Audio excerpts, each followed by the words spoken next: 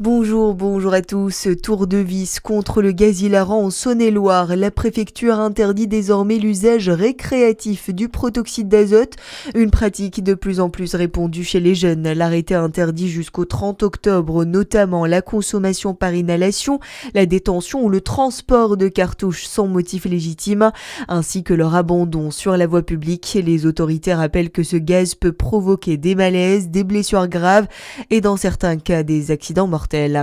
Coup d'arrêt à l'aérodrome de Beaune-Challenge. 112 caravanes et 126 véhicules y sont installés selon la gendarmerie. Résultat, plus aucun vol ne peut décoller ni atterrir sur le site. Ils sont tous redirigés vers Nuit-Saint-Georges. L'aéroclub de Beaune a dû annuler tous ses cours de la semaine. Le maire de la ville dénonce une occupation illégale et a sollicité les services de l'État pour obtenir une évacuation rapide.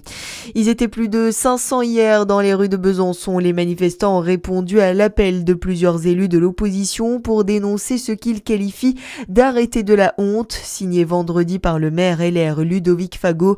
Le texte interdit la mendicité agressive et alcoolisée dans le centre-ville et à Château-Farine. La gauche byzantine a annoncé son intention de contester cet arrêté devant la justice administrative. Dans le reste de l'actualité, le fruit des réformes, de la constance, d'un écosystème qu'on a su bâtir. En clôture du sommet Choose France à Versailles, Emmanuel Macron s'est félicité des 93 milliards d'euros d'investissement étrangers en France annoncés pour cette nouvelle édition, un record selon le président de la République qui va booster notre économie. C'est des dizaines de milliers d'emplois à la clé.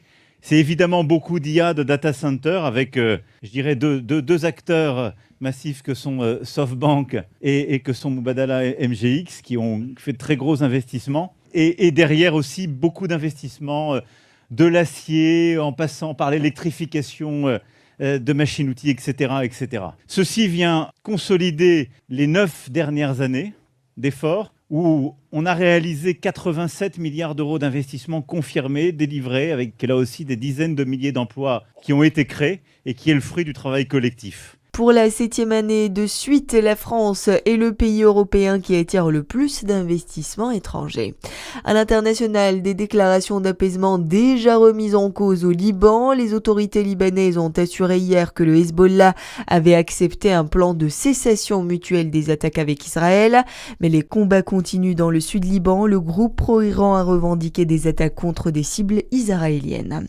Et puis les sentiers du Jura vont faire le plein ce week-end. Près de 7000 coureurs sont attendus pour la 19e édition de la Tranche du Trail. Parmi les nouveautés, un ultra trail de 110 km/h reliera pour la première fois Champagnole aux Rousses.